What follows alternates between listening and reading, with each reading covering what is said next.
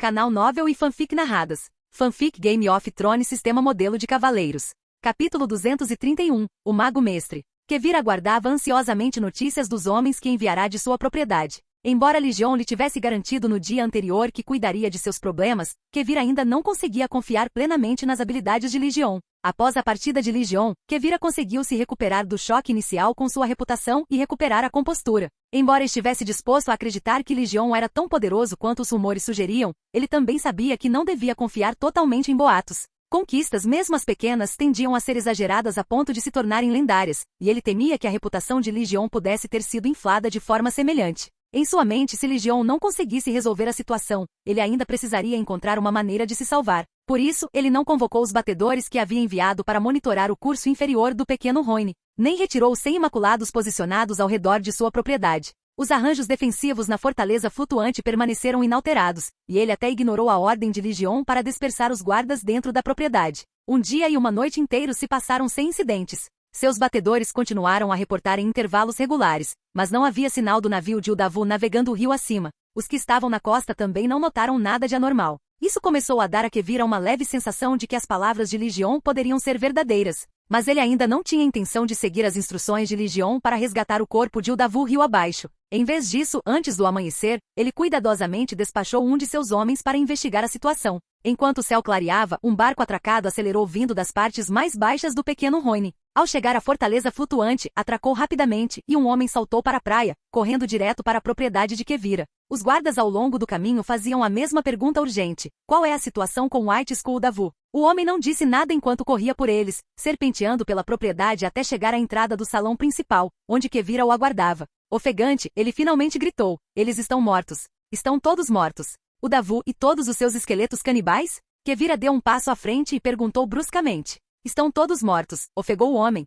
Morreram congelados. Kevira ficou atordoada. Morrer congelada? O que você quer dizer? Quer dizer, eles simplesmente congelaram. O frio, o gelo, eles congelaram até a morte na neve e no gelo. O subordinado se esforçou para encontrar as palavras certas, gesticulando frustrado enquanto tentava explicar. Kevira entendeu o que seu homem estava dizendo, mas a ideia parecia absurda. As colinas de veludo não eram tão quentes quanto as regiões costeiras, mas certamente não eram frias o suficiente para que tal coisa acontecesse. Fazia anos que aquele lugar não via neve, mas então sua mente se voltou para Ligion e o que ele havia dito. Após um breve momento de hesitação, Kevira reuniu seus homens. Deixou 100 homens para trás para guardar a fortaleza flutuante e levou quase 200 consigo, seguindo seu batedor em direção ao acampamento de Uldavu. No entanto, antes de chegarem ao acampamento, perceberam que algo estava terrivelmente errado. As margens do rio estavam repletas de árvores, cujos galhos estavam carregados de gelo e neve e uma visão impossível naquela região. À medida que seus barcos continuavam rio abaixo, eles logo foram forçados a atracar. O rio estava congelado com uma sólida camada de gelo.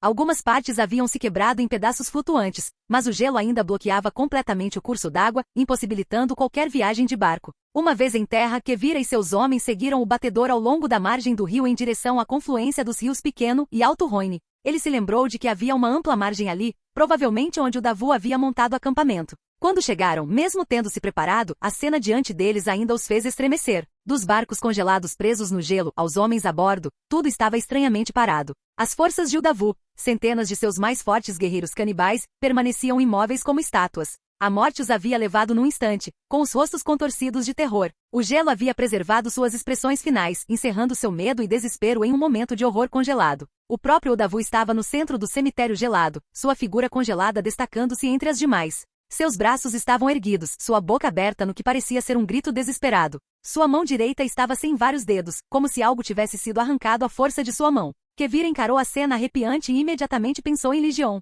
Ninguém mais poderia ter eliminado as forças de Uldavu daquela maneira. E naquele momento, ele soube que as histórias sobre Ligion eram verdadeiras. Ele realmente possuía um poder divino. Kevira também se lembrou do acordo que fizera com Ligion antes. Ele achava que Ligion estava apenas se aproveitando de sua situação desesperadora. Mas agora percebia que concordar com aqueles termos talvez tivesse sido a decisão mais inteligente de sua vida. Então, lembrou-se dos outros problemas que ainda o ameaçavam. Enfiou a mão no bolso e tirou a moeda de ferro que Ligion lhe dera, olhando-a fixamente na palma da mão. Se Legion estivesse certo, aquela moeda seria sua salvação dos homens sem rosto. Enquanto Kevira virava a moeda na mão, ele não percebeu a sutil mudança na expressão do seu guarda-costas. Os olhos do homem se voltaram para a moeda, com o rosto revelando um traço de surpresa.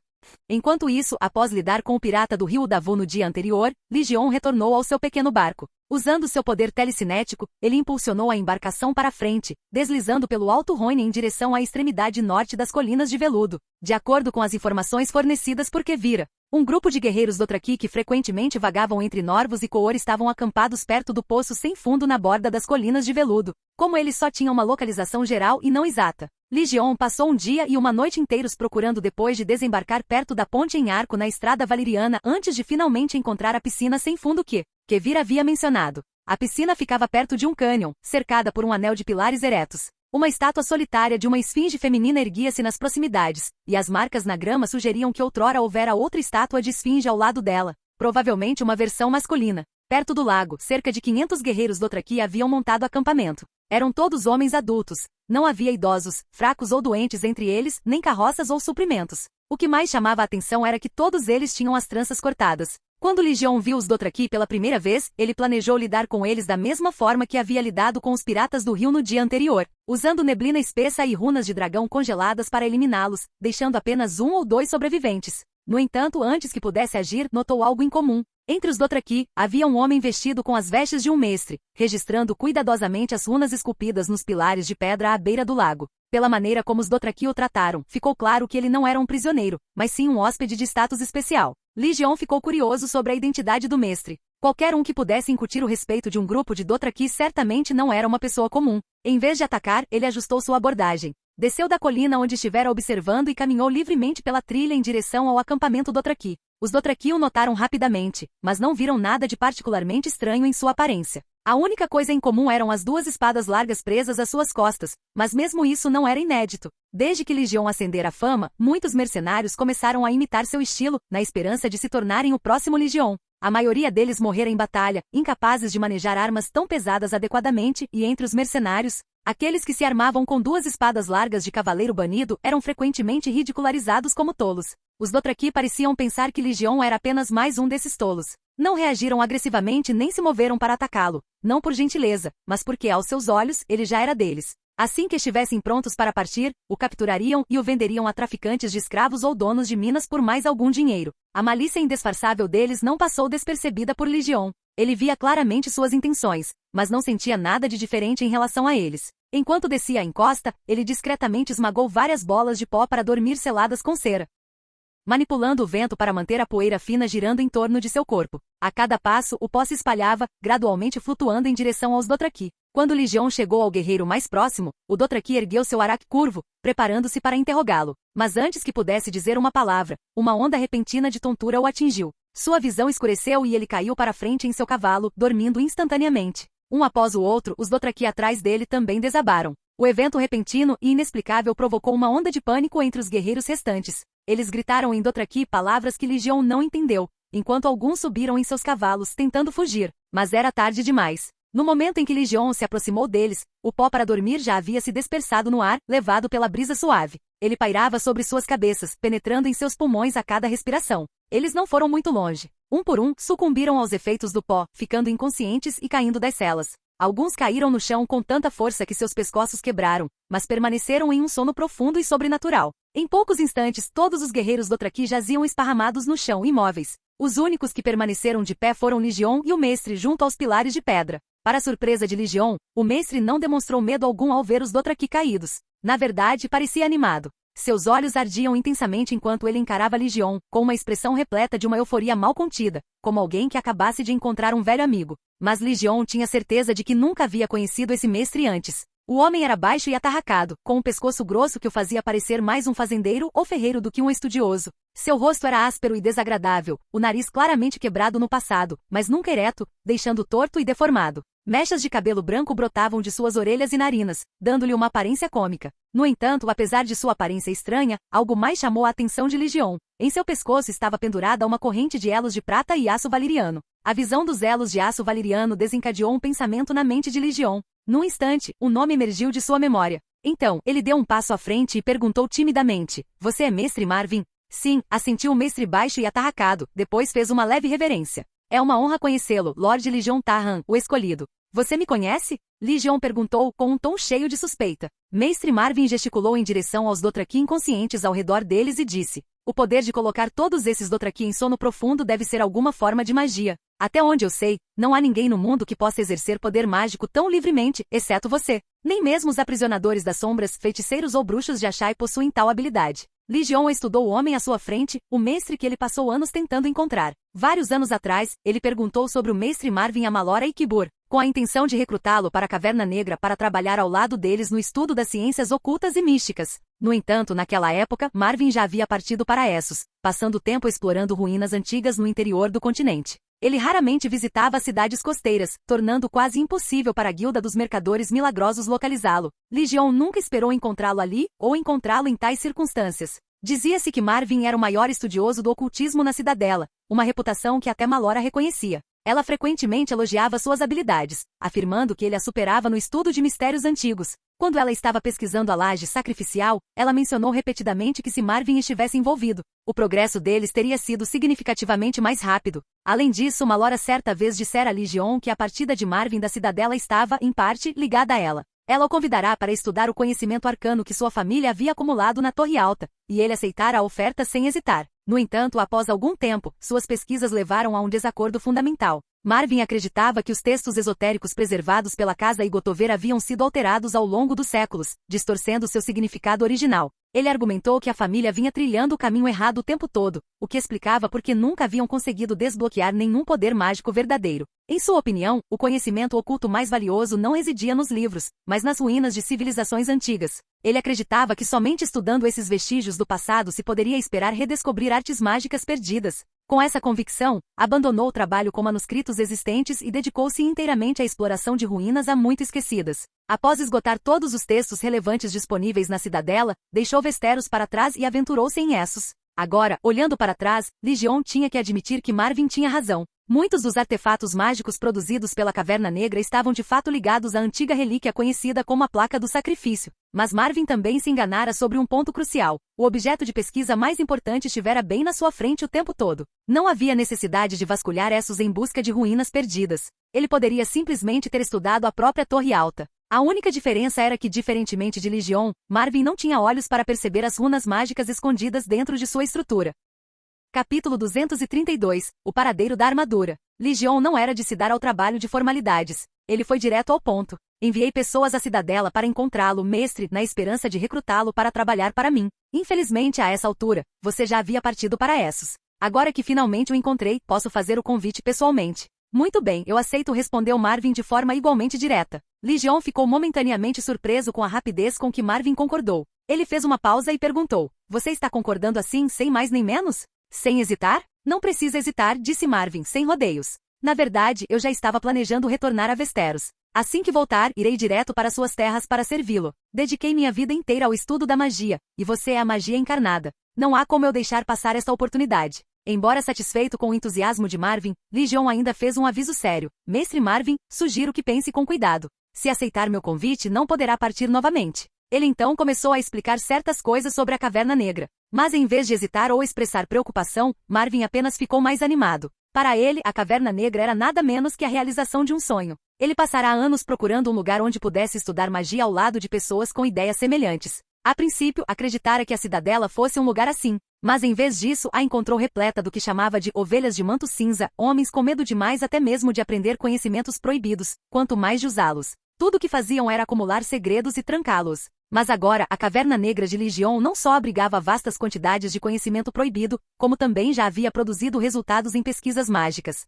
Para um homem como Marvin, tal lugar era irresistível. Mesmo que Legion não tivesse feito o convite no momento em que soube, teria se jogado ali sem hesitar, e nenhuma força na Terra seria capaz de tirá-lo de lá. Marvin deixou sua posição clara. Não precisa dizer mais nada. Mesmo que você tentasse me expulsar, eu não iria embora. Percebendo seu entusiasmo, Legion não discutiu mais. Em vez disso, sentiu uma sensação de satisfação. Finalmente havia conseguido uma valiosa contribuição para seus esforços de pesquisa mágica. Antes de deixar Summeral, Malor havia reclamado mais de uma vez da falta de pesquisadores qualificados. Ela não se referia a alquimistas ou fabricantes de poções, mas a especialistas em runas antigas e estudos mágicos. Em toda a Caverna Negra, Malor era a única pessoa qualificada para estudar magia em profundidade. Kibur não tinha interesse em pesquisa mágica, apenas em como a magia poderia ser usada, o que o tornava mais adequado como assistente do que como estudioso. Isso deixava Malora sozinha com todo o fardo da pesquisa. Por um tempo, ela conseguiu, mas com o passar dos anos, nem mesmo sua paixão pela magia a protegeu da exaustão. O que ela precisava eram parceiros que pudessem estudar vastas quantidades de conhecimento esotérico junto com ela. Não apenas assistentes para ajudar a testar seus resultados.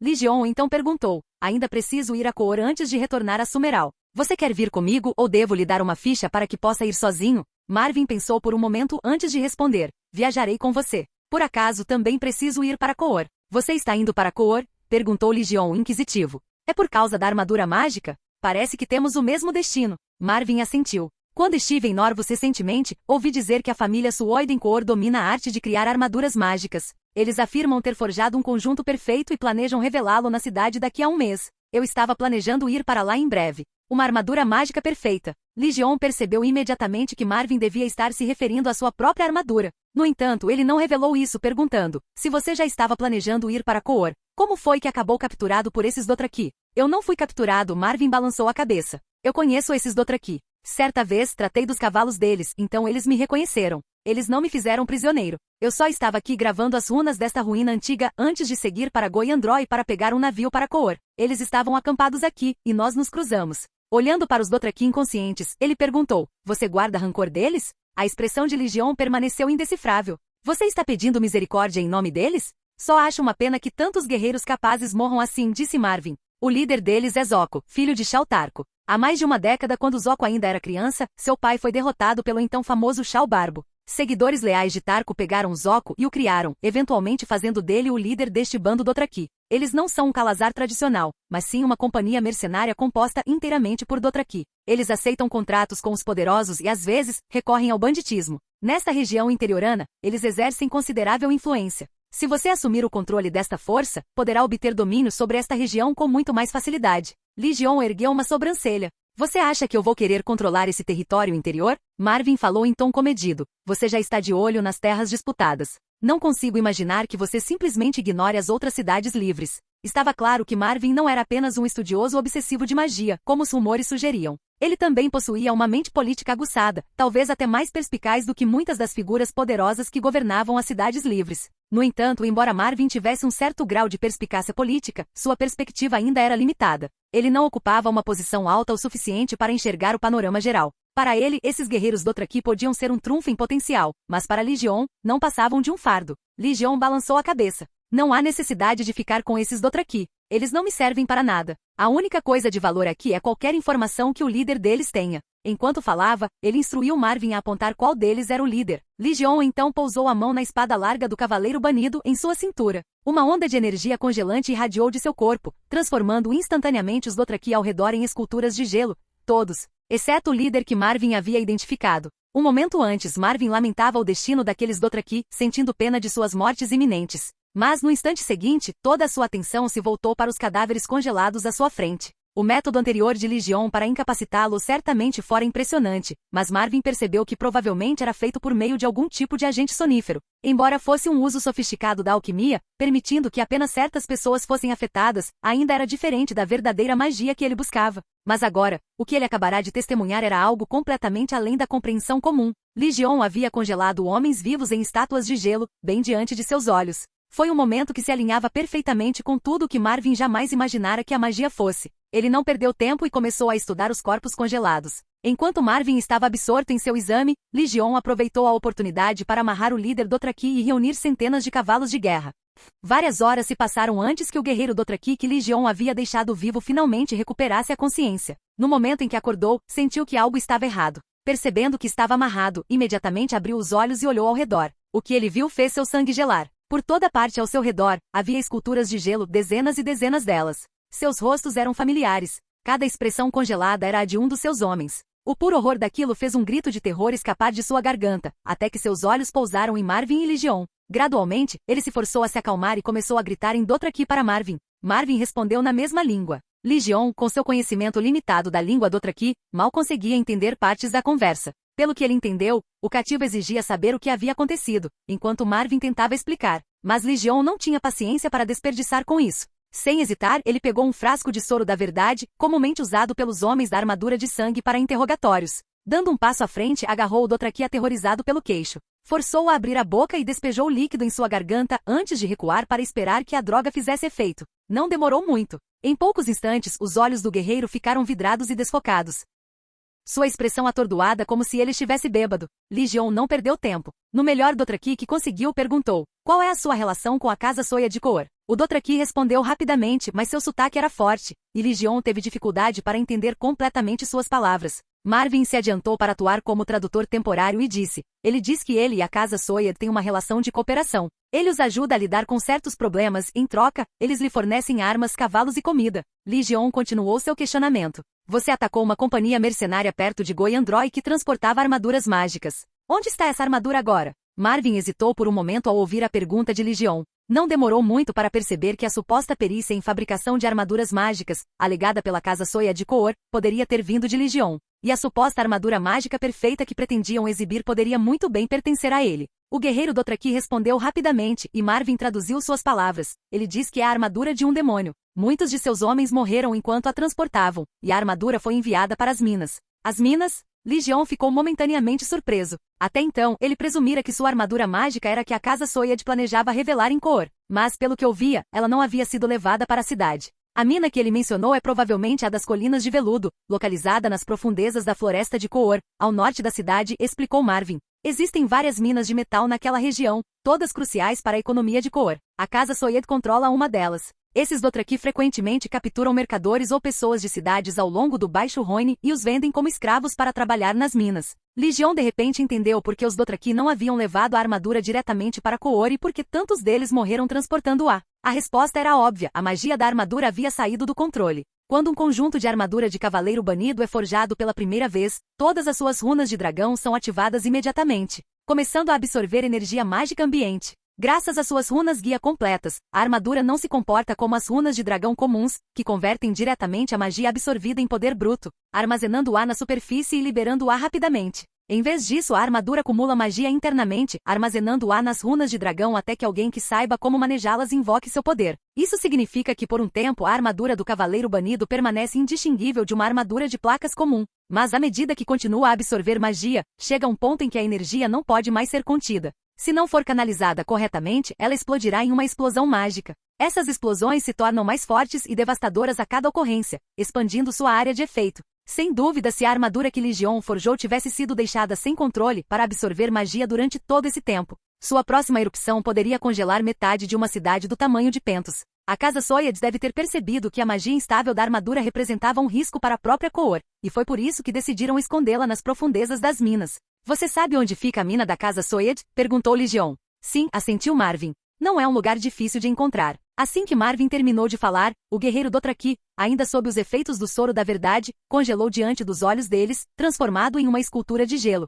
Marvin soltou um pequeno suspiro e perguntou: estamos indo para a mina agora? Não, respondeu Li Jion. Primeiro vamos para Norvos. Tenho alguns assuntos pendentes lá. Ele então explicou a situação com Kevira. Marvin ouviu, pensou por um momento e então disse: acho que sei por que Kinon Tashi, ou melhor, a casa Tashi, está tão determinada a eliminar Kevira e tomar o controle de Goyandroi. Sabe? Li Jion ergueu uma sobrancelha. Por quê? Pelo tesouro dos Rhoynares, respondeu Marvin. O tesouro dos Rhoynares? A expressão de Li Jion tornou-se pensativa. Ele de fato já ouvirá rumores sobre a riqueza perdida dos Rhoynares antes. A história das guerras Rhoynares, um texto preservado na Cidadela, registrou todo o conflito em detalhes. Embora o livro alegasse que a guerra entre as cidades-estado Rhoynares e Valíria durou mais de 200 anos, na verdade, a maior parte desse tempo foi marcada por escaramuças fronteiriças esparsas, em vez de uma guerra propriamente dita. O único evento que poderia ser considerado uma guerra total foi a invasão em larga escala dos Rhoynares por Valíria. Durante aquela campanha catastrófica, os senhores dragões de Valíria obliteraram as cidades-estados Rhoynares com força avassaladora. Foi após essa destruição que a rainha guerreira Nymeria liderou os Rhoynares sobreviventes através do mar, buscando refúgio em Westeros. O livro não especifica exatamente quanto tempo durou a batalha final, mas com base em outras pistas históricas, Li Jion estimou que não durou mais de um mês no total. A rápida queda das cidades Rhoynares fez com que sua riqueza acumulada fosse deixada para trás nas ruínas, dando origem à lenda do tesouro perdido dos Rhoynares. Capítulo 233. O Sino de Bronze de Norvus. Os Soinares construíram inúmeras cidades-estados ao longo de ambas as margens do rio Rhoine. No auge de seu poder, essas cidades eram conhecidas por sua prosperidade e riqueza. Mesmo agora, com exceção de algumas ruínas abandonadas como Goyandroy, as novas cidades estabelecidas sobre os restos das antigas cidades-estados tornaram-se, sem exceção, importantes centros comerciais ao longo do rio Rhoine. Durante o reinado dos Soinares sobre essas cidades-estados, eles acumularam imensa riqueza, que foi coletada pelos governadores Soinares e armazenada em cofres de tesouros. Quando os senhores dragões valerianos lançaram sua invasão em larga escala, toda essa riqueza foi enterrada nas ruínas das cidades caídas dos Soinares. Por razões desconhecidas, os senhores dragões valerianos nunca tentaram escavar esses tesouros, mesmo após a destruição do domínio valeriano. Há mais de 100 anos, quando Volantis, Coor e Norvus retomaram o comércio, as antigas cidades Soinares ao longo do Rhoine também começaram a se recuperar. Durante o processo de reconstrução, as pessoas ocasionalmente desenterravam tesouros espalhados pelas ruínas. Rumores sobre as riquezas perdidas dos Soinares logo se espalharam por Essos e, por fim, chegaram a Westeros. Apesar dos rumores de longa data, pouquíssimas pessoas realmente encontraram tesouros significativos. A maioria descobriu apenas pequenos esconderijos nas ruínas, e ninguém jamais descobriu o grande cofre onde os Soinares guardavam suas riquezas. Alguns acreditam que o cofre esteja dentro das ruínas de uma grande cidade como Cheyenne ou Nissar, mas aqueles que se aventuraram lá em busca dele nunca retornaram. Mesmo lugares tão perigosos como Cheyenne e Nissar atraíram exploradores em busca de riquezas ocultas. Em contraste, um lugar relativamente seguro como Goyandroy já foi exaustivamente vasculhado diversas vezes. Quaisquer objetos de valor que ali se encontravam já foram levados há muito tempo. Por toda a lógica, não deveria haver mais nenhum tesouro para ser encontrado. Marvin falou em tom comedido. Certa vez, li um livro antigo que registrava detalhes sobre as cidades-estados Soinares. Segundo esse livro, os Soinares construíram um vasto cofre subterrâneo em Goyandroy para armazenar ouro fundido das minas das Colinas de Veludo. Os registros afirmam que esse cofre continha o equivalente a 5 anos de ouro das minas das Colinas de Veludo.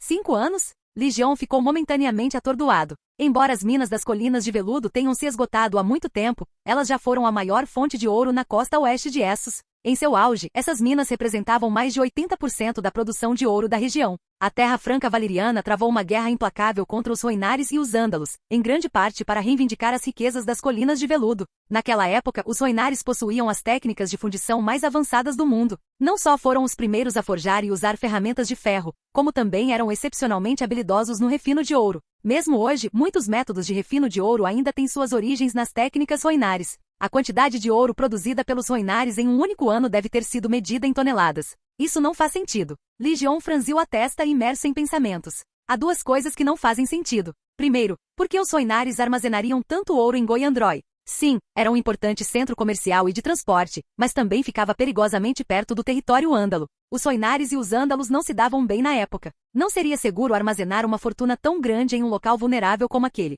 E segundo, os valerianos deveriam saber sobre esse ouro. Talvez não estivessem interessados em tesouros espalhados, mas era ouro equivalente a 5 anos. Os valerianos tinham acabado de derrotar os Soinares e ainda estavam em guerra com os ândalos. Deviam precisar de fundos para o esforço de guerra. Não consigo entender por que teriam simplesmente ignorado uma quantia tão grande. Você suspeita que algo esteja errado? Marvin perguntou gravemente. Legion riu baixinho. Só estou dizendo que quanto mais vibrante uma fruta silvestre parece, mais cauteloso você deve ser. Porque essa fruta pode não ser uma delícia, pode ser um veneno mortal. Se Goyandroy realmente escondeu um tesouro escondido de ouro, se o ataque da família Tarakevira foi parte de um esquema para descobri-lo, ou se o interesse repentino do mestre Rio em escavar Goyandroy teve a mesma motivação, nenhuma dessas coisas realmente importava para Legion. O que importava para ele era o próprio Goyandroy. Ele já havia decidido que ao retornar a Sumeral, começaria a organizar a migração dos órfãos do Sangue Verde de volta ao Rhoine. Os órfãos do Sangue Verde eram descendentes dos Soinares que haviam fugido para Westeros há muito tempo. Recusaram-se a se assimilar à cultura westerosiana, mantendo firmemente suas tradições Soinares.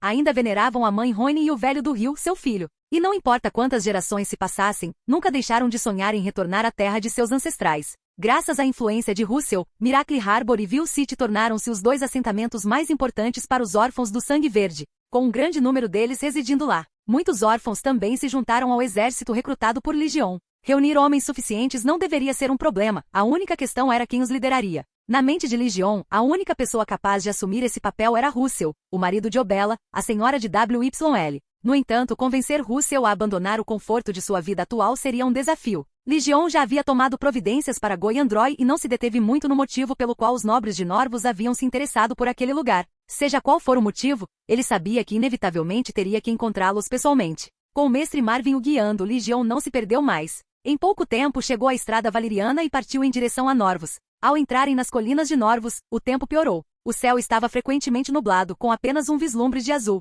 Ventos extremamente frios uivavam das montanhas do norte, trazendo um frio que dava a impressão de que haviam passado da primavera para o inverno, da noite para o dia. A estrada era ladeada por vastas florestas primitivas, dominadas por árvores resistentes como faias, carvalhos e pinheiros. A natureza fervilhava de vida, e os perigos eram constantes. Ursos pardos e lobos emergiam frequentemente das profundezas da mata, investindo contra cavalos que se aproximavam demais. Os ataques repentinos faziam a manada entrar em pânico e se dispersar, mas, no final, os predadores se tornaram nada mais do que peles sobre celas. O que foi realmente inesperado foi que os cavalos de guerra que haviam fugido retornaram mais tarde, trazendo consigo um número considerável de cavalos selvagens. Em pouco tempo, a manada que seguia Ligion havia aumentado para bem mais de 1000, uma reminiscência dos bandos de corcéis errantes nas terras disputadas. Após 5 ou 6 dias de viagem, eles conduziram o rebanho por um cânion e atravessaram um pequeno rio, contornando a orla de uma floresta. Antes mesmo de avistarem Norvus, o som de sinos ressoando ecoou pelo ar. Marvin ouviu atentamente os sinos nítidos e melódicos e virou-se para Ligion. Esse é o som de Neir. A noite se aproxima. É hora de aqueles que trabalharam o dia todo voltarem para casa e descansarem. Embora a jornada tivesse sido extenuante, com pouco descanso além do que conseguiam a cavalo, Marvin ainda encontrava tempo durante os intervalos para compartilhar histórias sobre Norvus. Ele falou da profunda admiração de Lomas Longstrider pela cidade, de como ele havia nomeado a rede de cavernas de Norvus, considerada uma entrada para o submundo, como uma das 7 maravilhas naturais do mundo. Ele também havia concedido o título de uma das 9 maravilhas criadas pelo homem aos 3 grandes sinos da cidade. Mesmo antes de chegar a Norvus, Ligion já estava particularmente intrigado por seus sinos lendários. Ele já havia visto 4 das maravilhas criadas pelo homem: a Torre Alta em Vila Velha, a Muralha ao norte, a Estrada Valeriana e o Titã de Braavos. Entre elas, a Torre Alta e a Muralha exibiam claros traços de magia, e o Titã de Braavos também possuía alguma essência mágica. Apenas a Estrada Valeriana parecia ser puramente um feito de engenharia. Isso fez Ligion se perguntar: os grandes sinos de Norvus também poderiam conter algum tipo de poder mágico? Embora ainda não os tivesse visto, ele já tinha uma resposta em seu coração. Os sinos de Norvus, sem dúvida, carregavam magia. Quando o som dos sinos o alcançou, fez mais do que apenas animá-lo. No fundo do seu peito, a runa do rei sem nome ressoou fracamente, reagindo ao badalar dos sinos. O poder da runa se agitou, moldando-se em um padrão inteiramente novo sob a influência do som. Mas quando o totem rúnico estava prestes a se formar completamente, os sinos pararam de tocar de repente. O padrão se desfez e desapareceu antes que pudesse tomar forma, deixando Ligion com uma vaga sensação de inquietação. À medida que avançavam pela floresta, a paisagem se abriu de repente diante deles. Uma vasta planície se estendia entre as montanhas circundantes, com um rio sinuoso cortando seu centro. Em uma curva do rio, onde as águas haviam esculpido uma ampla planície aluvial, uma cidade se erguia da terra, com suas estruturas se estendendo das margens do rio até a encosta íngreme da montanha. No meio da montanha, um enorme muro de pedra com escadarias embutidas contornava toda a encosta, dividindo a cidade em uma parte superior e outra inferior. No topo da montanha, imponente e imponente, erguia-se um templo magnífico. Em frente à sua entrada principal, 3 enormes sinos de bronze exibiam-se com destaque na praça, com suas formas imponentes visíveis mesmo a grande distância. Marvin já havia estado em Norvus antes e ainda tinha alguns contatos na cidade. Sem demora, procurou um comerciante de cavalos local e vendeu todos os seus cavalos para ele. O comerciante Norvosh ficou visivelmente surpreso ao ver que a maioria dos cavalos eram cavalos de guerra Dothraki,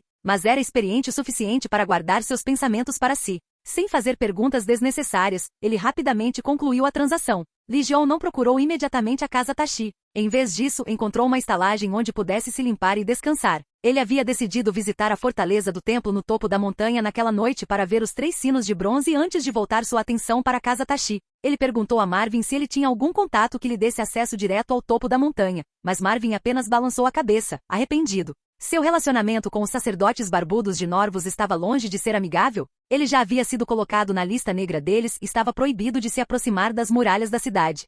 Ao cair da noite, a cidade baixa de Norvus ganhou vida. Tavernas e bordéis abriram suas portas, e as ruas foram banhadas pelo brilho cálido das lanternas. O murmúrio de vozes, o tilintar de canecas e as risadas dos foliões enchiam o ar, afastando o vento frio. Em nítido contraste, a cidade alta permanecia estranhamente silenciosa. Ao longo dos degraus de pedra do lado de fora das grandes muralhas da cidade, fileiras de sacerdotes barbudos ajoelhavam-se em oração silenciosa. A cada recitação, subiam mais um degrau, com movimentos lentos e reverentes. Em cada patamar entre as escadarias, esquadrões de guardas sagrados montavam guarda. Esses soldados, vestidos com armaduras de couro, ostentavam as marcas inconfundíveis da escravidão, colares de ferro em volta do pescoço, empunhavam machados de batalha de cabo longo e possuíam os físicos robustos de homens treinados para a guerra. Apesar de ser uma das cidades livres, Norvus não mantinha relações comerciais ou políticas diretas com Braavos devido à sua acirrada prática de escravidão. Em certo momento, Braavos considerou tratar Norvus como tratar a Pentos, pressionando-o a abolir a escravidão por conta própria. No entanto, o plano foi finalmente abandonado. Lorat, Pentos e Coor apoiavam secretamente Norvus, e qualquer conflito forçaria Braavos a lutar com 4 cidades livres ao mesmo tempo. Por mais confiante que o Senhor do Mar de Braavos pudesse estar, até ele sabia que uma guerra de 1 contra 4 era invencível. Em vez disso, Braavos expressou seu descontentamento por meio de uma política de não engajamento, recusando-se a estabelecer relações diplomáticas ou comerciais diretas com Norvus. Legion não tinha intenção de tentar subir os degraus de pedra. Apenas os sacerdotes barbudos e seus seguidores mais devotos tinham permissão para subir. Até mesmo os nobres mais poderosos da cidade estavam proibidos de pisar ali, muito menos um forasteiro como ele. Se tentasse, quase certamente seria impedido, ou pior, acusado de blasfêmia. Em vez disso, ele circulou metade da cidade, na base das muralhas colossais, e encontrou uma seção plana e sem degraus. Lá, ativou a runa do dragão da tempestade, invocando um redemoinho que o elevou aos céus, levando sem esforço até o topo do templo. Em menos de 1 minuto, ele pousou firmemente na plataforma superior do templo. Dentro do templo, um ritual solene de oração estava em andamento. Uma congregação de sacerdotes barbudos entoava cânticos em tons profundos e ressonantes, com suas vozes subindo e descendo em harmonia. O ritmo da recitação imitava o badalar de grandes sinos. Legion não se aproximou do templo propriamente dito. Em vez disso, moveu-se pela borda da plataforma em direção à praça, onde estavam os 3 enormes sinos de bronze. Com todos os sacerdotes reunidos lá dentro e os guardas escravos posicionados nos degraus de pedra, a praça estava estranhamente vazia. Os ventos da montanha uivavam com força suficiente para derrubar um viajante desavisado. No entanto, apesar das rajadas implacáveis, os 3 sinos de bronze permaneceram completamente imóveis, tão imóveis quanto a montanha abaixo deles. A maioria das pessoas presumiria que seu peso os impedia de balançar com o vento. Mas aos olhos de Legion, a verdade era bem diferente. Os sinos estavam presos por magia. Runas intrincadas fluíam como líquido por suas superfícies, caindo em cascata como riachos de água antes de se fundirem perfeitamente com a pedra abaixo. Essas runas ancoravam os sinos à terra, fazendo-os parecer menos instrumentos suspensos e mais 3 imponentes pilares de poder. Ao contrário das runas na torre alta ou na muralha, que irradiavam uma sensação avassaladora de pressão, a magia dos sinos parecia suave, quase calmante, inofensiva à primeira vista. No entanto, eles também eram completamente diferentes do Titã de Braavos. A energia mágica que emanava deles era ainda mais forte. Cada um dos 3 sinos sustentava uma runa única, mas todos os 3 estavam interligados, formando um todo maior. Legion não conseguiu resistir à vontade de entrar em contato. No momento em que seus dedos tocaram a superfície de um dos sinos, as 3 runas distintas ganharam vida. Em um instante, convergiram em torno da runa do rei sem nome dentro dele, fundindo-se em um novo e singular glifo. Quando a runa recém-formada se incorporou ao seu coração, uma imagem vívida passou por sua mente, uma visão do método usado para criar os sinos de bronze de Norvus. Capítulo 234. A casa Tashi se curva rapidamente. Parece que sua visita ao templo e aos sinos de bronze foi bastante gratificante. No quarto mal iluminado da pousada, Marvin estava notando algo quando viu Legion entrar e não pôde deixar de perguntar curiosamente. Ele tinha um bom motivo para perguntar. O rosto de Legion estava iluminado por uma excitação inconfundível. É tão óbvio assim? Legion esfregou o rosto, tentando conter o sorriso. Não era surpresa que ele estivesse tão animado. Momentos antes, as runas mágicas nos 3 sinos de bronze haviam acionado uma parte do conhecimento oculto na runa do rei sem nome. Esse conhecimento continha um método para forjar um artefato mágico conhecido como Sino do Topo das Nuvens. Chamá-lo apenas de item mágico seria um eufemismo. Era mais parecido com um instrumento divino. O Sino do Topo das Nuvens tinha uma função singular, a capacidade de dispersar e reunir nuvens à vontade. Possuí-lo era como controlar o próprio clima. Legion percebeu que com este sino, ele nem precisaria extrair muito do poder rúnico do rei sem nome para manipular os elementos. Se desejasse, poderia comandar os céus e manejar tempestades como um verdadeiro deus da tempestade. No entanto, essa descoberta por si só não foi o que o deixou tão entusiasmado. O que realmente o entusiasmou foi o fato de que os materiais necessários para fabricar o sino do topo das nuvens eram raros, mas ainda disponíveis no mercado. Ao contrário do aço valeriano, que exigia conhecimento secreto e recursos quase extintos, esses metais, embora preciosos, eram acessíveis. Essa revelação significava que Legion poderia finalmente começar a criar mais artefatos mágicos. Desde que herdou o conhecimento do rei sem nome, sua mente estava repleta de incontáveis projetos de armas e ferramentas encantadas. Alguns desses itens mágicos, como o colar de runas de dragão de vidro de dragão, podiam até ser usados por pessoas comuns. No entanto, a escassez dos materiais necessários tornou a maioria deles impossível de produzir. Agora, com este novo metal mágico, essa limitação foi superada. A descoberta tinha o potencial de aumentar significativamente a força geral de suas forças. Marvin, intrigado pela expressão de Legion, perguntou: Meu senhor, esses 3 sinos de bronze realmente contêm magia? Legion assentiu em confirmação. Marvin franziu a testa ligeiramente, refletindo antes de falar novamente. Diz a lenda que os sacerdotes barbudos de Norvus forjaram os 3 sinos. Se isso for verdade, não significa que eles também possuem conhecimento mágico? Impossível, disse Legion, balançando a cabeça. Esses sinos são antigos, muito mais antigos que os próprios sacerdotes barbudos. Devem ser relíquias de uma civilização há muito perdida. É mais provável que os sacerdotes tenham descoberto os sinos nas ruínas de uma cultura antiga desconhecida e então, antes que pudesse terminar, ouviu-se uma batida repentina na porta. Uma voz educada, mas firme, se seguiu. Lord Legion Tahan, Mestre Marvin, eu sou Kinon Tashi, segundo filho da casa Tashi. Espero que me concedam uma audiência. Legion e Marvin trocaram olhares. Entre Kinon da casa Tashi, disse Legion calmamente. Ele não ficou surpreso que a casa Tashi tivesse descoberto sua presença em Norvus tão rapidamente. Tinha certeza de que eles tinham informantes na fortaleza aquática de Quevira, e o destino dos invasores fluviais de Caveira Branca ou Davu já os teria alcançado. Qualquer pessoa com um mínimo de inteligência seria capaz de deduzir que Legion teve um papel na queda de Udavu. Afinal, ele havia revelado abertamente sua identidade diante de Quevira e negociado um acordo na presença dela,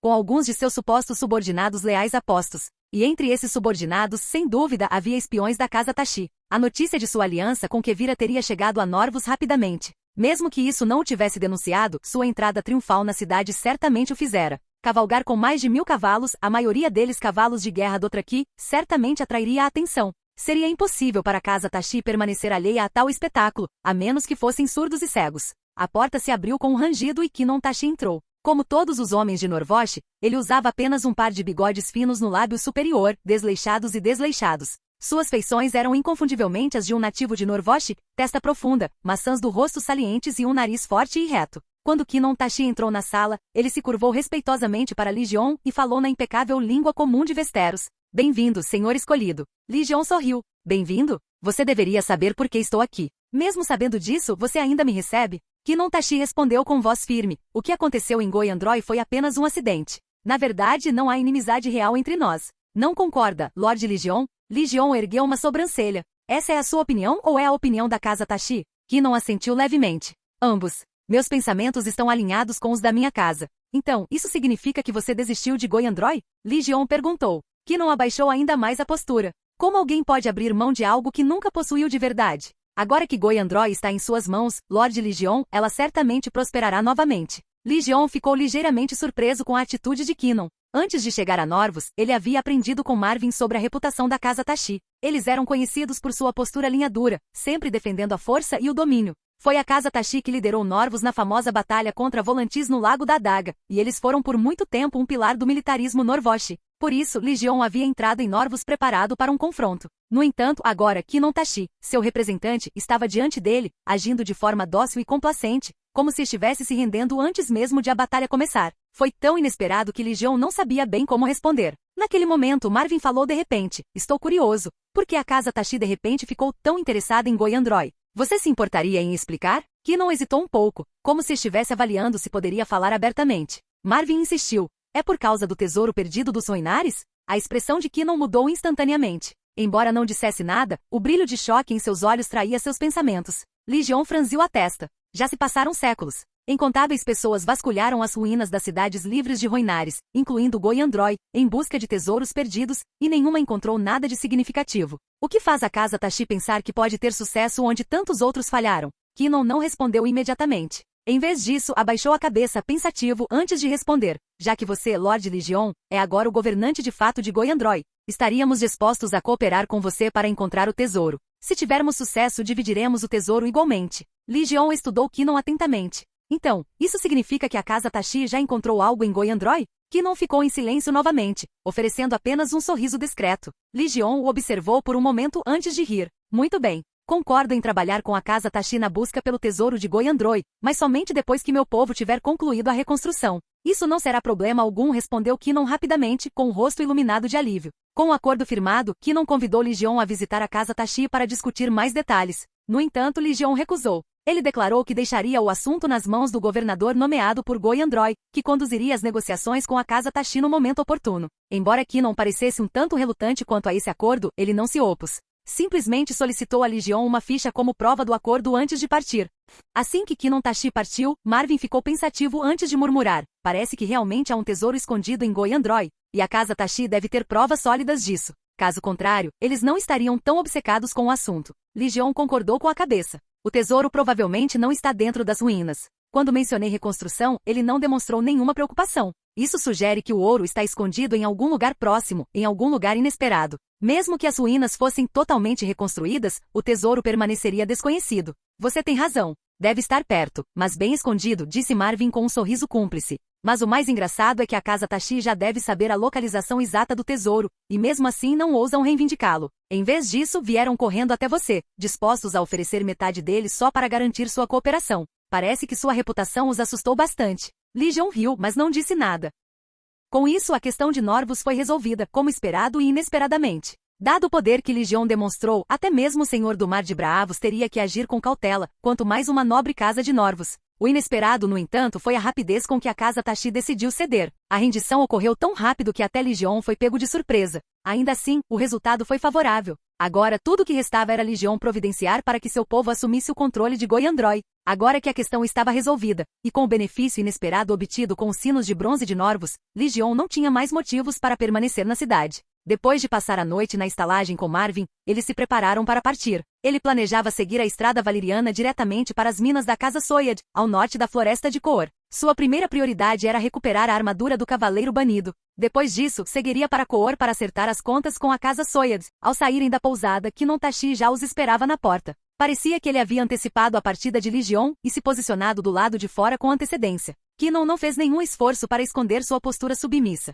Lamento não ter podido recebê-lo adequadamente, Lord Legion, disse ele, oferecendo uma caixa com as duas mãos. Este é um presente da Casa Tashi. Espero que o aceite. Embora o próprio Kinon Tashi não fosse a figura mais poderosa de Norvus, a Casa Tashi era uma família influente. Vários de seus membros residiam no templo, e a família tinha um assento no Conselho dos Magistrados. Devido a essa proeminência, Kinon era uma figura bem conhecida em Norvus, reconhecida por muitos. Agora, o normalmente orgulhoso e arrogante Kinon Tashi agia como um mero servo diante de um estranho. Aqueles que o conheciam ficaram visivelmente chocados, e a curiosidade sobre a identidade de Legion se espalhou entre os espectadores. Legion aceitou o presente, abriu a caixa e encontrou um conjunto de escrituras de propriedade de várias lojas em Pentos. O que a sua família quer? Perguntou ele, fechando a caixa. Seja direto. Kinon hesitou por um momento antes de responder. Esperamos obter o direito de vender uma parte dos produtos especiais da Sumeral. Legion devolveu a caixa a Kinon e jogou para ele uma moeda de ouro especial com a marca do escolhido. Leve isto para a Guilda dos Mercadores Milagrosos em Pentos. Fale com o chefe da filial de lá sobre o estabelecimento de uma filial em Norvus.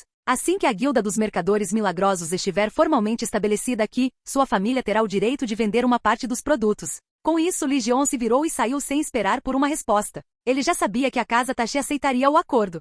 Depois de passar por uma parte da cidade, Legion e Marvin chegaram a um pequeno cais e embarcaram em um barco para atravessar o rio. A estrada valeriana antigamente atravessava o rio Noine por meio de uma grande ponte, mas uma grande enchente a arrastou anos atrás. A ponte nunca foi reconstruída, forçando viajantes e mercadores a depender de pequenos barcos para a travessia entre as margens do rio. Quando o barco chegou ao grande cais do outro lado, eles se depararam com uma comoção inesperada. Uma multidão se reunia murmurando em agitação, e tanto Legion quanto Marvin estavam curiosos o suficiente para investigar. Vários navios de guerra de fundo chato atracaram no pier. Seus cascos apresentavam danos visíveis e alguns tripulantes sofreram ferimentos. As expressões dos marinheiros eram sombrias, seus ânimos claramente abalados. Um grupo de padres barbudos se reunirá no cais, interrogando alguns homens que pareciam ser capitães. Legion lançou um olhar penetrante para Marvin, e o mestre deu um passo à frente, dirigindo-se a um Norvosh próximo em um dialeto local fluente. O que aconteceu aqui? O homem lançou-lhe um olhar breve, sem vontade de se envolver. Eles foram lutar contra o velho do rio e falharam, disse ele secamente antes de se virar.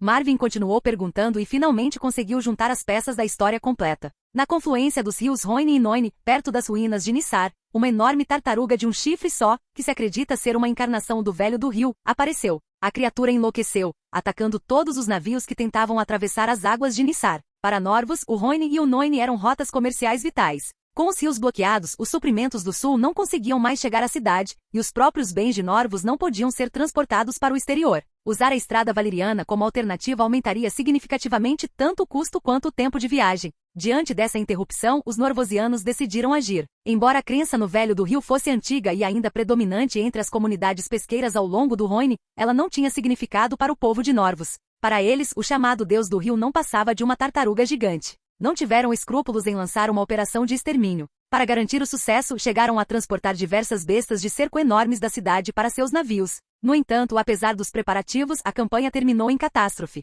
40 barcos de guerra e navios movidos à vara partiram de Norvus. No final, apenas alguns retornaram. De mais de 1000 homens, menos de 100 sobreviveram. A batalha efetivamente reduziu a força naval de Norvus pela metade. Depois de assimilar a explicação, Lygion virou-se para Marvin. Quero ver Nissar pessoalmente. Marvin sorriu, os olhos brilhando de curiosidade. Eu também.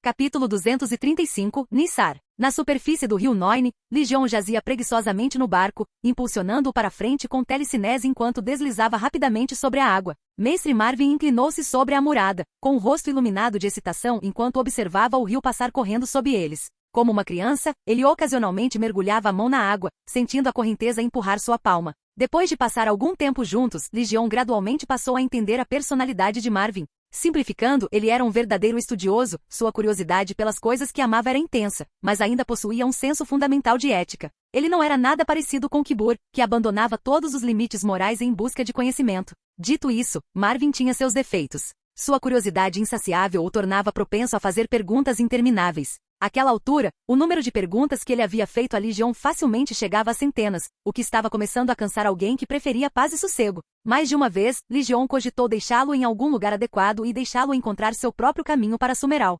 Felizmente, Marvin estava consciente o suficiente para notar a mudança no humor de Lygion. Sentindo sua crescente impaciência, conteve a curiosidade bem a tempo, evitando assim o risco de ser abandonado no meio da viagem. Com o auxílio da propulsão telecinética, o barco se movia a uma velocidade impressionante. Somado à vantagem de navegar rio abaixo, o que levaria mais de 10 dias a pé foi percorrido em apenas 2. Na manhã do terceiro dia após deixar Norvus, o barco de Lygion entrou nas ruínas de Nissar. Se Goyandroy era a pérola do Rhône, então Nissar era a joia mais deslumbrante da coroa. Esta cidade já fora governada pela rainha guerreira Nimeria. Antes de ser destruída pela fortaleza valeriana, fora o coração das cidades-estados Rhoinares, o que tornava Nissar vasta mais de 10 vezes maior que Goyandroy. Entre as cidades livres, apenas Volantis mal se comparava à sua escala. Esta imensa cidade estava centrada na confluência dos rios Rhône e Noine, expandindo-se para ambos os lados. Ela atravessava ambos os rios, com múltiplas pontes em arco de pedra conectando seus distritos. Ao longo das margens do rio, enormes docas foram construídas, capazes de acomodar centenas de embarcações. Não eram meros barcos de pesca, mas navios de guerra de fundo chato projetados para combate fluvial. Na baía de águas profundas perto das docas, mais de uma dúzia de navios de guerra afundados podiam ser vistos, com apenas a proa ou a popa projetando-se acima da superfície da água. A julgar pela cena, esses navios pertenciam à frota do rio Norvosh. Parecia que haviam sido emboscados enquanto estavam atracados, incapazes de sequer zarpar antes de serem enviados para o leito do rio. A fé do velho do rio existe na bacia do Rhône há milhares de anos, comentou Marvin, sentado na proa, observando Lygion conduzir o barco em direção ao pier dilapidado. Ele raramente ataca barcos de pesca. De acordo com suas crenças associadas, ele domina as criaturas das profundezas, o que significa que tem pouco interesse no que acontece na superfície do rio. Enquanto falava, ele pulou no cais enquanto Lygion prendia o barco. Continuando sua explicação, acrescentou, com base em minha pesquisa, o velho do rio não se refere a uma divindade singular, mas sim a um grupo. Uma espécie de tartarugas gigantes de um chifre. Registros da migração Rhoinares indicam que o primeiro conflito entre os Rhoinares e os Valerianos começou quando os Valerianos caçaram uma dessas criaturas. Mais tarde, durante as guerras entre os Rhoinares e os Valerianos, essas tartarugas gigantes apareceram diversas vezes, auxiliando os Rhoinares em suas batalhas contra os invasores valerianos. Muitas foram mortas, mas seu envolvimento repetido sugere que os Rhoinares descobriram uma maneira de se comunicar com elas e comandá-las. Era o poder dos videntes verdes? Lygion perguntou enquanto desembarcava, amarrando a corda do barco a uma grande pedra. Marvin balançou a cabeça. Acredito que não. Os videntes verdes têm a capacidade de influenciar animais, mas as criaturas que controlam raramente são grandes. Até mesmo conduzir uma fera do tamanho de um urso é considerado o limite máximo de seu poder. Uma tartaruga gigante, maior que um navio de guerra de fundo chato, excederia em muito as capacidades de qualquer vidente verde conhecido. Lygion assentiu pensativamente com as palavras de Marvin. Então, instruindo-o a permanecer na margem do rio, mergulhou na água para investigar os navios afundados. Os navios de guerra que se projetavam acima da superfície eram apenas uma fração daqueles que repousavam no leito do rio. Abaixo, muitas outras embarcações jaziam em ruínas, não apenas navios de guerra norvosos, mas também numerosos navios mercantes. Sem exceção, todos eles haviam sido afundados por grandes brechas em seus cascos, com a água inundando-os por buracos enormes. Ao examinar os danos, Legion notou uma pista importante. Esses navios não haviam sido afundados por uma única tartaruga de um chifre. As brechas variavam em tamanho e formato, sugerindo que o ataque havia sido realizado por um grupo dessas criaturas, talvez uma dúzia ou mais, de tamanhos variados, todas trabalhando juntas para afundar os navios. Entre os destroços, muitos corpos haviam sido decompostos pela água do rio. Com base no estado de decomposição e nas condições da carga de alguns dos navios mercantes, inchados e arruinados pela exposição prolongada, Legion determinou que todos esses navios haviam afundado nos últimos meses. Depois de inspecionar cuidadosamente os destroços para garantir que não havia perdido nada, ele emergiu e relatou suas descobertas a Marvin. Marvin refletiu por um momento antes de dizer: há alguns meses, houve de fato rumores de navios que haviam sofrido um desastre nesta área, mas os números eram muito escassos, dificilmente o suficiente para interromper a navegação no rio Noine. No entanto, a julgar pelos relatos de Norvus, os ataques do Velho do Rio aumentaram nas últimas 2 semanas, interrompendo completamente o comércio ao longo do rio. Algo deve ter acontecido recentemente para tornar o Velho do Rio mais agressivo e combativo. Legion ouviu a análise de Marvin e mergulhou em reflexões antes de sugerir: será que eles entraram em um período de reprodução e postura de ovos? Muitos animais se tornam extremamente agressivos durante esse período. Até mesmo criaturas domesticadas atacam seus donos, quanto mais as selvagens. É bem possível, concordou Marvin com um aceno de cabeça. Então perguntou: e agora? Procuramos o covil do Velho do Rio? Legion balançou a cabeça. Não precisa procurar. Nós faremos com que ele venha até nós. Enquanto falava, ele mergulhou a mão na água e usou o poder rúnico do Rei Sem Nome para ativar a runa do dragão congelado na espada larga do Cavaleiro Banido, canalizando sua magia extremamente fria para o rio. Um momento depois, pingentes de gelo começaram a subir do leito do rio, trazendo os navios afundados para a superfície. Logo, toda a baía de águas profundas estava lotada de navios, como se uma frota enorme tivesse atracado repentinamente no pier em ruínas. Embora Marvin já tivesse testemunhado a magia divina de Legion antes, ele ainda reagiu com o mesmo choque e excitação da primeira vez. Com a isca preparada, Legion não esperou de braços cruzados que o Velho do Rio aparecesse. Em vez disso, ele e Marvin vagaram pelas vastas ruínas como viajantes, explorando os restos de uma cidade outrora próspera. Talvez porque o nome de Nimeria estivesse ligado a este lugar, a cidade outrora governada pela rainha guerreira de mesmo nome, Legion sentiu uma sutil afeição por ela. Esse sentimento se intensificou quando ele chegou às ruínas do palácio da rainha guerreira, compelindo-o a entrar para observá-lo mais de perto. Apesar de abandonado há séculos, as estruturas de mármore do palácio ainda se mantinham imponentes. No entanto, o ambiente úmido havia erodido os intrincados relevos das paredes há muito tempo, deixando apenas pedras lisas e desgastadas. Musgo e trepadeiras se espalhavam pelas ruínas, cobrindo as cicatrizes do tempo, como se tentassem preservar um resquício de dignidade para esta cidade outrora gloriosa. Embora o palácio esteja em ruínas, alguns artefatos antigos sobreviveram, comentou Marvin enquanto seguia Legion pelos antigos corredores. Há uma estátua de Nimeria neste palácio que permaneceu perfeitamente intacta apesar de todos esses anos. Dizem que a mãe Rhoine a protege. É um verdadeiro milagre. Uma estátua. Legion fez uma pausa ao ouvir a menção e gesticulou para que Marvin liderasse o caminho. Os dois atravessaram um jardim coberto de mato, pisando com cuidado em meio à grama alta e aos escombros espalhados. Depois de contornar uma colunata em ruínas, chegaram à estátua da qual Marvin havia falado. Exatamente como Marvin descrevera, a estátua permanecia em perfeitas condições, apesar do ambiente hostil. Não havia musgo em sua superfície, nem trepadeira subindo por sua forma, nem mesmo um grão de poeira. Parecia ter sido esculpida ontem. Mas nada disso chamou a atenção de Legion. Ele ficou cativado pelo rosto da estátua. Nimeria, ele murmurou. Marvin, ao lado dele, ouviu claramente o nome, mas presumiu que Legion estivesse se referindo à rainha Nimeria dos Rhoinares. Na verdade, Legion estava pensando em sua esposa Nimeria. O motivo pelo qual o nome escapou de seus lábios foi simples. O rosto da estátua, sua forma, tudo nela era idêntico ao de sua esposa. A única diferença era a arma que segurava. Enquanto sua Nimeria empunhava um enorme machado de 2 mãos, esta estátua segurava uma lança. Marvin, alheio aos pensamentos de Legion, continuou explicando. Alguns dizem que esta estátua foi esculpida em uma escala de 1:2 do tamanho real da rainha Nimeria. Mas se isso fosse verdade, sua altura seria muito superior à de uma pessoa comum, e seu físico, incrivelmente exagerado. Acredito que a proporção real deva ser mais próxima de 1:2,5, ou talvez até mesmo 1:3. Não, é uma proporção de 1:2, Legion corrigiu Marvin. O nome da minha esposa é Nimeria, e sua altura e constituição física são exatamente metade do tamanho desta estátua.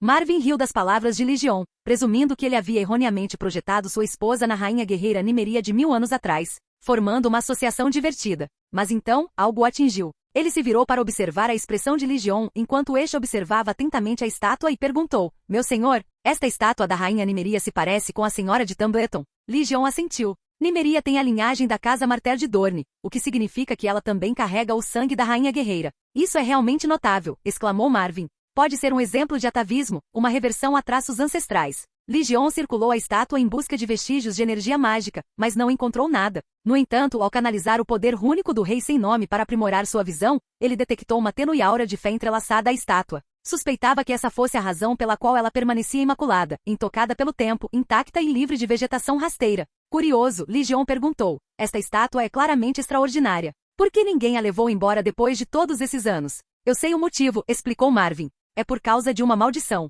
Qualquer um que tente mover a estátua é vítima da escama gris. Segundo a lenda, o príncipe Garin, o herói, amaldiçoou a rainha Nimeria em seu último suspiro. Ele se ressentia dela por se retirar de sua campanha, acreditando que sua partida condenaria os Roinares à derrota esmagadora em Volantis. No entanto, a rainha Nimeria era protegida pela mãe Roine, então a maldição destinada a ela foi transferida para esta efígie de pedra. Uma história interessante, disse Ligion, balançando a cabeça em desdém. O príncipe Garin pode ter tido um exército de mais de 200.000, mas Valíria tinha mais de 100 dragões. Mesmo que a rainha Nimeria tivesse ficado e defendido Choriane, o resultado não teria mudado. Os Roinares foram completamente derrotados, sem chance de recuperação, por causa de sua própria arrogância. Que direito ele tinha de amaldiçoar alguém? Marvin riu. Talvez você devesse dizer isso a ele pessoalmente. Segundo a lenda, o senhor ocultista que agora governa os homens de pedra nas ruínas de Choriane é ninguém menos que o príncipe Garin, o mesmo homem que foi enforcado em Volantis. O senhor encoberto? Ligion virou-se para Marvin intrigado. Marvin continuou a recontar a lenda do Senhor Oculto. Enquanto ouvia, a expressão de Ligion tornou-se pensativa.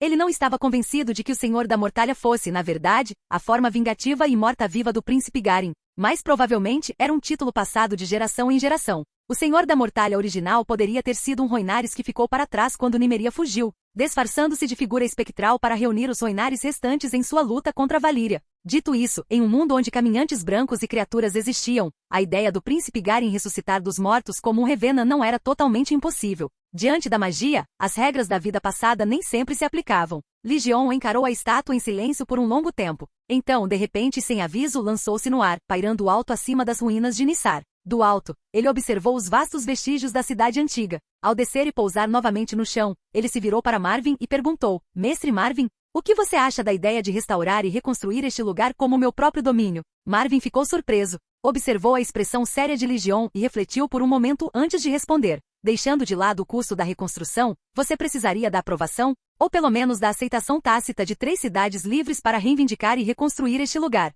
3 cidades? Ligion refletiu. Você quer dizer Volantis, Norvus e Coor? Marvin balançou a cabeça. Não, Pentos, Norvus e Coor. Contanto que essas 3 cidades não se oponham a vocês, alguém com a força de vocês não teria dificuldade em restaurar e manter esta terra. Ligion assentiu levemente, mas não prosseguiu no assunto. Parecia, pelo menos por enquanto, que o pensamento lhe passará pela cabeça de passagem.